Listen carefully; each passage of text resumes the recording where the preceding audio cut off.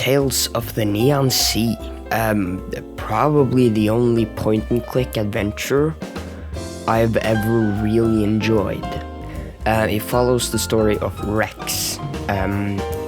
Rex is a cyberpunk detective, an ex-police officer with a half-robotic brain and several enhancements.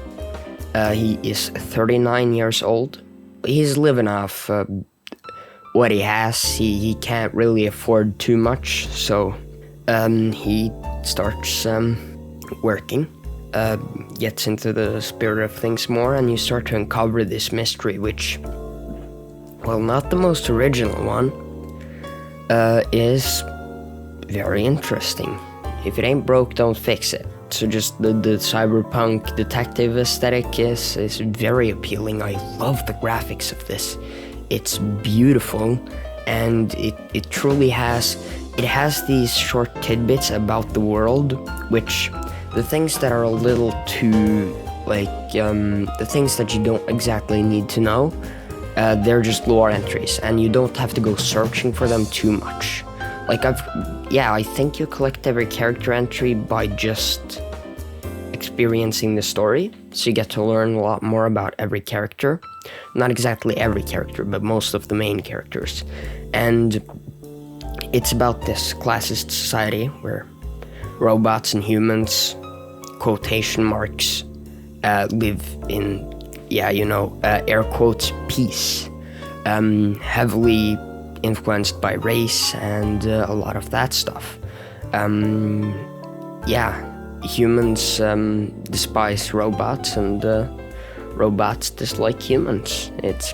There has been a civil war, and now they're living together in what could be called peace, but it's all on the verge of blowing up with the new robot mayor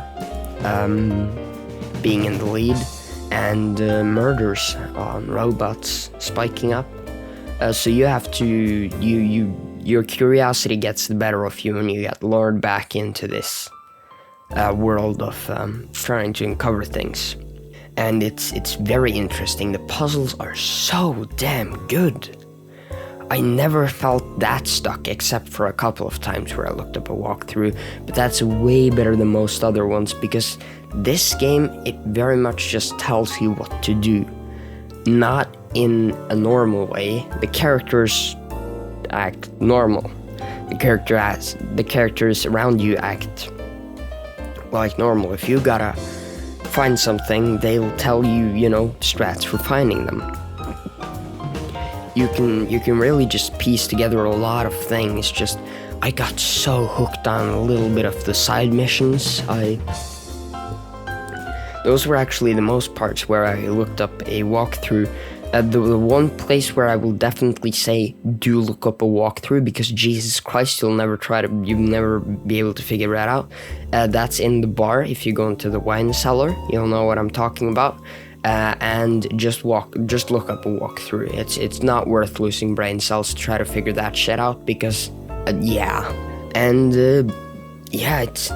beautiful visuals. It has this deep story, sort of a commentary, but we've heard that story 100 times before, but that doesn't mean it's gotten too old. It has, again, a really, really, really good music. I was baffled by the quality of it, because it's not it's not music where you sit there jamming out to it, but it works so perfectly with the atmosphere. They just blend in so well. I really enjoyed this game. It's the puzzle gets slightly harder as time goes on, and you have this investigation mode, which is really damn fun, and you feel like the main character isn't stupid. In a lot of games, the main character just, this is a bookshelf, when you obviously see oh yeah, there's probably secret behind it. Here he's just oh, the trail ends here. What if I knock on to see if there's a secret door? And that's even I don't expect that from games. Even I'd ever expect that from a game. We've all grown so accustomed to main characters having literal, like, I can count their brain cells on my hand, which is, it's quite sad. But when we get a main character which is number one, likable, number two, he has a cat, his name was William. Yeah, William. William, my favorite. He's a hardcore player. He plays around with everyone. He's just such a good cat and such a fun companion. He has its own sections which are really damn good, and it's like it feels very playful, and it's sort of making jabs at humanity and their treatment of cats and stuff like that. So, you know, it's sort of the cat's outlook if you inspect things. Like, for example, I think a gramophone in one part, the big old things that you put the discs in, and then they plays music, and I don't think they've been used, like, genuinely for a very long time. Like, yeah. Jesus Christ, I know what a gramophone is, but people stopped using gramophones like probably 10 years before I was born. Jesus Christ. More than 10 years, probably. Way more. Jesus Christ. When did people stop using gramophones?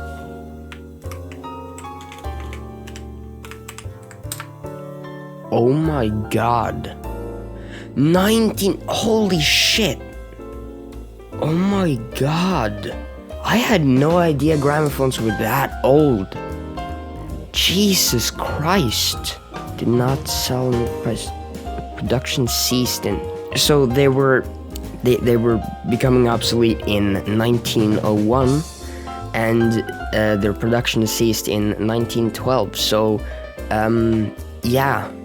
Jesus Christ, it's over 100 years since they became obsolete. That seems very wrong. That can't be right. That seems so fucking, holy shit. Oh my god. Okay, well anyway, this guy, he has it takes place in like, it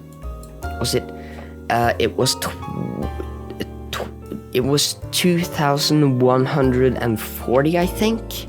Something along the lines of that. I'll put text on screen. Also, I'm not using webcam because it's a fucking hassle to set up, and also, sadly enough, rest in peace, mask, it's starting to fall apart. It's been dropped on the floor a couple too many times, you know. I was about to make a me as a baby joke, but I don't think I was dropped on the floor too many times, just maybe a couple of times. But anyway, yeah, the game's really good, and I'm still mind blown that why do we still remember gramophones?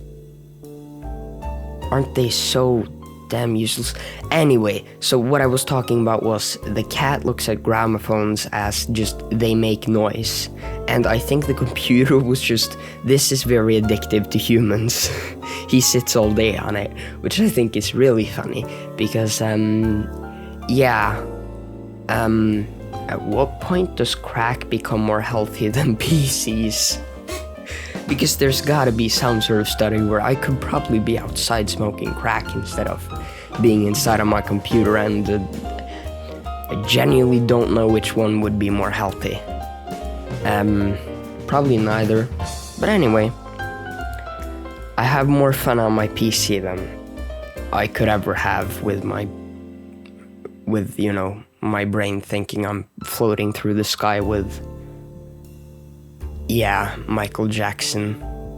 This is like Michael Jackson screams 24-hour playing. I have no idea what it's like to be even slightly drunk, so I have no idea what it's like to be high. All I have to go off of is pop culture. So anyway, the story, it's so damn good. I really liked it. Likeable characters. It's so fun. And yeah, the puzzle's very intuitive. You get a feeling of constantly progressing, which is something that point-and-click adventure games lack so much of. I don't think it's an adventure game, I just think it's a point-and-click game, actually. But they lack so much of this nowadays. It's always like, that won't work, and then nothing more. But here it's like you don't feel like you have to overcome a giant obstacle. You feel like you have to overcome so many smaller ones, and it's so much better. It's genuinely, I really like this game. Really, it's probably, like, I got it for free at one point, I think, from the Epic Game Store. Just check those every week, and I've just been saving up a ton of games. I was trying to come up with ideas for games I wanted to check out and then probably review, and this one just stuck out to me, mostly because I love cyberpunk sort of neon aesthetics, and I really like the name. It's sort of mysterious, and it has jack shit to do with seas, by the way. It's just a big old city.